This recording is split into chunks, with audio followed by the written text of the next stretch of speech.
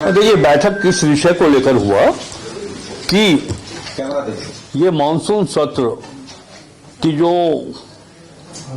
कार्य दिवस है वो मात्र 5 दिनों का है।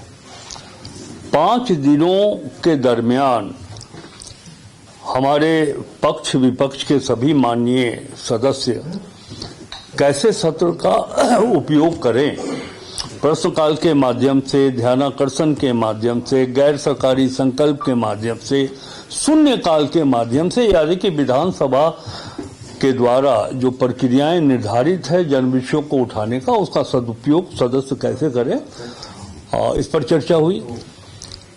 हम लोगों ने ये भी कहा कि सरकार प्रतिपक्ष जो प्रश्न करेगा संतोषप्रद हम जवाब देंगे, और हम लोग अनुरोध करते हैं आपके माध्यम से भी प्रतिपक्ष के सदस्यों और सत्ता पक्ष के सदस्यों से कि सदन को सुचारू रूप से चलाने में सभी लोग सहयोग करें।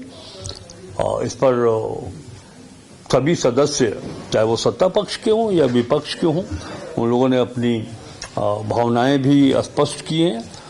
एक बात माननीय मुख्यमंत्री जी ने जो सुझाव दिया, जिसे शामिल कर लिया गया है माननीय अध्यक्ष जी के द्वारा और सभी सदस्यों के द्वारा, वो ये कि मानसून सत्र 5 दिनों का जो कार्य दिवस है, हमारा झारखंड राज्य कृषि प्रधान राज्य है, क्यों नहीं ये 5 दिवस का जो सत्र है ये हम राज्य के किसानों के नाम पर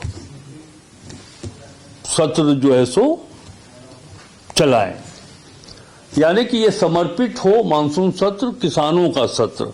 मुख्यमंत्री जी ने सुझाव दिया कि 6 तारीख को, यानी कि 6 अगस्त को प्रश्नकाल के बाद राजकीय विधेयक की समाप्ति के उपरांत 1 घंटा या 2 घंटे का अतिवृष्टि से जो क्षति हुई है भदई की खेती को लेकर, दलहन तेलहन की खेती को लेकर, उस पर सामान्य वाद विवाद लोग करेंगे और सरकार उत्तर करेगी।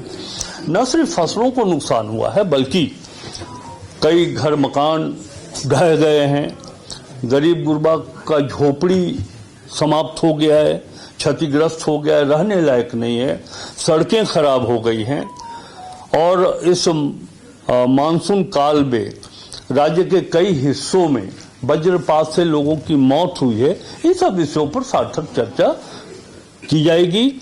माननीय मुख्यमंत्री जी के इस सुझाव को सभी लोगों ने एक मत से सहमति प्रदान किया। कल कार्यमंत्रणा समिति की बैठक होगी, उस बैठक में माननीय मुख्यमंत्री जी के इस प्रस्ताव को शामिल कर लिया जाएगा। यानी कि ये हम मानकर चलें, आप सभी को हम ये जानकारी देते हुए कह रहे हैं कि 6 तारीख को सेकेंड हाफ में अतिवृष्टि के कारण इस राज्य को जो क्षति हुई है उस पर विशेष चर्चा होगी। सर, बाबूलाल जी अभी भी कह रहे थे कि 5 दिनों का जो सत्र बहुत छोटा सत्र है, अभी भी कह रहे हैं कर देते हैं। 60 दिनों का जो सत्र कराने की जो मंशा थी सरकार की, आप भी कभी कहा करते थे जी 60 दिनों तक पूरे। मैं आज भी इस बात को कहता हूं कि राष्ट्र के स्तर पर जो संसदीय कार्य से संबंधित राष्ट्रीय जो समिति है, उसमें इस प्रकार कि कैसे विधायी संस्था को मजबूत बनाया जाए, तो एक बार ये बैठक संभवतः शिमला में हुआ था और दूसरी बार गोवा में।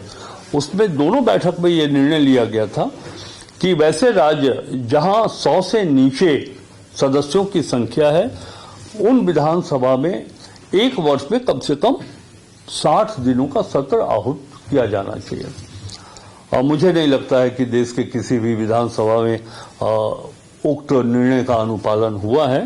लेकिन फिर भी एक चीज हम बताएं आपको संसदीय अनुभव के आधार पे कि जहां तक मुझे जानकारी है कि राज्य के अन्य विधानसभा में 1 वर्ष में जो सत्र आहूत किए गए हैं, उससे कुछ ज्यादा सत्र झारखंड विधानसभा में आहूत हुआ है।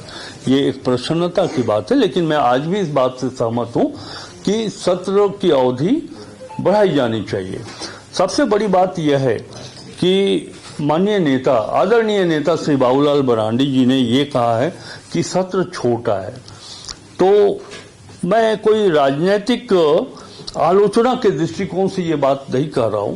मैं सिर्फ इतना जरूर बताना चाहता हूं आदरणीय नेता प्रतिपक्ष को कि 5 वर्षों का जो कालखंड था, बहुत पीछे जाने की जरूरत नहीं है। 2014 से 2019 तक भारतीय जनता पार्टी नीति का शासन था इस राज्य में, वो उस पर भी गौर कर लें कि उनके कार्यकाल में 1 वर्ष में विधानसभा के कितने सत्र आहूत किए गए थे। दूसरी बात, मैं आरोप प्रत्यारोप से हट करके एक बात ये सुझाव के तौर पर मैं कहना चाहता हूं कि जो लोग सत्र को बढ़ाए जाने की मांग कर रहे हैं या कल्पना करते हैं कि राज्य हित में ये जरूरी है कि सत्र की अवधि बढ़ाई जाए, हम उनसे ये आग्रह करेंगे कि ये 5 दिनों का जो लघु सत्र है इसका सदुपयोग बेहतर ढंग से कर लें और तब वो सत्र की अवधि बढ़ाने की बात करते हैं तो अच्छा लगेगा। नहीं तो जब इस सत्र का उपयोग नहीं कर पाएंगे तो सत्र अवधि बढ़ाने का कोई नैतिक सुझाव देने का अधिकार उनको नहीं है।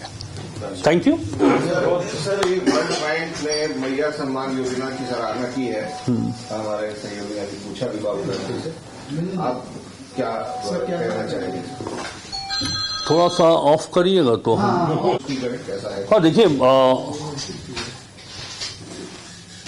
सरकार चाहे वो किसी दल की हो, वो 2 दृष्टिकोण से बेनिफिशरीज को यानी कि लाभुकों को अपनी योजना के माध्यम से आर्थिक सामाजिक सहयोग उपलब्ध कराती।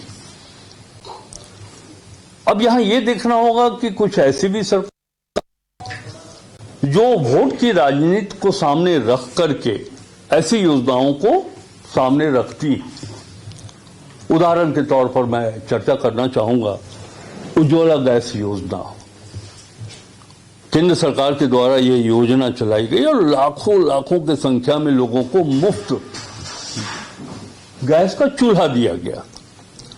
गांव में जो गरीब हैं, आज भी मैं संजीदगी से इस बात को कह सकता हूं कि ऐसे गरीब है जिनका प्रतिदिन का प्रति व्यक्ति आय 100 रुपया भी नहीं। अब कल्पना करिए कि कैसे वो 1000 का गैस भरा सकते हैं। यानी कि वो जो था 2019 के चुनाव जीतने के दृष्टिकोण से उज्ज्वला गैस योजना वितरण किया गया, लेकिन माननीय मुख्यमंत्री जो मैया सम्मान योजना लागू किया और 2500 रुपए प्रति माह लाभान्वितों को मिल रहा है। देखिए, हम लोग सब गांव से आते हैं। झारखंड एक गरीब प्रदेश है। यहाँ ग्रामीण क्षेत्रों की अर्थव्यवस्था बहुत ही कमजोर है। महिलाओं को मैंने देखा, आधी आबादी महिलाओं की है और झारखंड के विकास में उन महिलाओं का योगदान पुरुषों से कहीं ज्यादा है। तो ये 2500 रुपया जो उनको मिल रहा है, 4 महीने की राशि अगर वो जमा कर लेती है, जो कि वो जमा करके 10,000 रुपए की राशि से वो अपने बच्चों के पोशाक पर खर्च करती हैं, स्कूल ड्रेस पर खर्च करती हैं। उनको वो बहन बेटी जिन्हें अपने निजी चीजों की जरूरत होती है, किसी के सामने हाथ नहीं पसार रही है, वो उस राशि का उपयोग करके जरूरत की चीजों को वो खुद उपलब्ध करा पाती हैं। और सबसे बड़ी बात यह है कि ये फ्री बीज नहीं है, मुफ्त की योजना नहीं है। जो पैसा हम उनको दे रहे हैं वो मार्केटिंग हो रहा है, उससे बाजार में वो पैसा आ रहा है, बाजार के माध्यम से, जीएसटी के माध्यम से वो पैसा एक निश्चित राशि के रूप में राज्य सरकार को मिल रही है। इसीलिए मैं ये कहना चाहता हूं कि विश्व बैंक के अधिकारी ने जो सराहना की है, प्रशंसा की है, हम उनके प्रशंसा के प्रति आदर व्यक्त करते हैं, सम्मान व्यक्त करते हैं। और एक तरह से तो मैं कहूंगा कि विश्व बैंक के अधिकारी ने माननीय मुख्यमंत्री और इंडिया गठबंधन की जो सरकार है उनके इस मैया सम्मान योजना पर मुहर लगा दी है कि ये समाज के हित में, आर्थिक दृष्टिकोण के हित में ये बहुत ही महत्वपूर्ण योजना है। ऑपरेशन सिंदूर पे जो चर्चा हुई, हाँ, सबसे बड़ी बात ये आप लोग मांग करते थे चर्चा। अभी इस पहलू की देखिए, उससे दो एस्पेक्ट है। एक एस्पेक्ट तो यह है कि हमारे सभी सुरक्षा व्यवस्था को धत्ता बताते हुए पाकिस्तान के आतंकवादी वो भारत के सीमा में ही नहीं प्रवेश करते हैं, बल्कि पहलगांव में प्रवेश करके 26 या 28 की संख्या में लोग हैं उनको मार देते हैं। उसके बाद भारत सरकार ऑपरेशन सिंदूर के नाम पर क्या कार्रवाई करती है उस पर चर्चा जरूर हो रही है, लेकिन मैं ये कहना चाहता हूं कि ऑपरेशन सिंदूर की चर्चा करने के पहले केंद्र सरकार को इस बात का उत्तर देना चाहिए कि सबसे ज्यादा केंद्र सरकार की धनराशि खर्च होती है लेह लद्दाख, जो चीन से जुड़ी हुई सीमा है, या फिर पाकिस्तान का जो बॉर्डर एरिया है, वहां पर हम पैसा खर्च करते हैं सिक्योरिटी के दृष्टिकोण से। हमारे पास सेना के पास इंफॉर्मेशन सिस्टम है, बहुत मजबूत है, बीएसएफ के पास है, सीआरपीएफ के पास है, जम्मू कश्मीर के पुलिस के पास अपना इंफॉर्मेशन सिस्टम है। सब तो कोलैप्स कर गया, तभी तो वो घुस करके और 10 किलोमीटर ऊपर चढ़ करके पहलगांव में लोगों को मार दिया। इस पर क्या कार्रवाई केंद्र सरकार ने की? आज देश के किसी भी हिस्से में 2, 4, 5 की संख्या में अगर कहीं हत्या हो जाती है तो वहां का प्रशासनिक अधिकारी निलंबित किया जाता है, उनके विरुद्ध कार्रवाई की जाती है। इस प्रकार की कोई कार्रवाई क्यों नहीं की गई जम्मू कश्मीर में? सरकार ये तो बताए देशवासियों के सामने कि हाँ साहब, हमसे चूक हो गई है, हमारी सुरक्षा व्यवस्था फेल कर गई है, इंफॉर्मेशन सिस्टम हमारा खत्म हो गया है, चाहे वो खुफिया शाखा के लोग हो या फिर केंद्रीय स्तर पर सूचनाएं जो देने का काम करती हैं वैसे एजेंसियां फेल कर गई है। इस कभी से भारत सरकार बच नहीं सकती है। जो त्रुटियां उनके द्वारा हुई है, इस पर केंद्र सरकार को राज्य की जनता, देश की जनता के सामने एक्सप्लेनेशन देना चाहिए। सर, बाबूलाल मरांडी का आरोप आ रहा है सामने, उनका कहना है झारखंड आतंकवादियों को पनाह दे रही है। कोडरमा से एटीएस ने आतंकवादी संगठन से जुड़ी एक महिला को भी बरामद किया। देखिए, माननीय नेता प्रतिपक्ष जो इस प्रकार के आरोप लगा रहे हैं या जो उनका बयान आ रहा है, मैं समझता हूं कि उनके पार्टी का जो भारतीय जनता पार्टी का जो राजनीतिक धर्म है उसका निर्वाह वो कर रहे हैं। मालेगांव ब्लास्ट में जो भी आरोपी थे, जो भगवा आतंकवाद का शब्द कांग्रेस ने दिया था, कुछ ऐसे विषय हैं जो संसदीय कार्य से हटकर के राष्ट्रीय स्तर के नेताओं के लिए वो प्रश्न उपयुक्त होगा। गोल जहां 27 वर्षों के सफर में 17,000 से भी अधिक छात्रों ने डॉक्टर एवं इंजीनियर बनकर भरे सफलता की ऊंची उड़ान, जहां साधारण छात्र भी असाधारण सफलता प्राप्त कर बना रहे इतिहास। दूरदर्शी शिक्षाविद श्री विपिन सिंह के मार्गदर्शन में मेडिकल एवं इंजीनियरिंग के लाखों छात्रों के लिए आशा की किरण के रूप में gold result factory. H2O City, higher quality of living, a project by Anshul Homes. Luxury 2 and 3 BHK flats with garden attached balcony. Amenities are valet parking, swimming pool, clubhouse, kids play area, badminton and basketball courts. Anshul Homes, H2O City. Deoghar के घोरमारा का सुखारी मंडल का शुद्ध पेड़ा बन गया है भोले के भक्तों की पहली पसंद।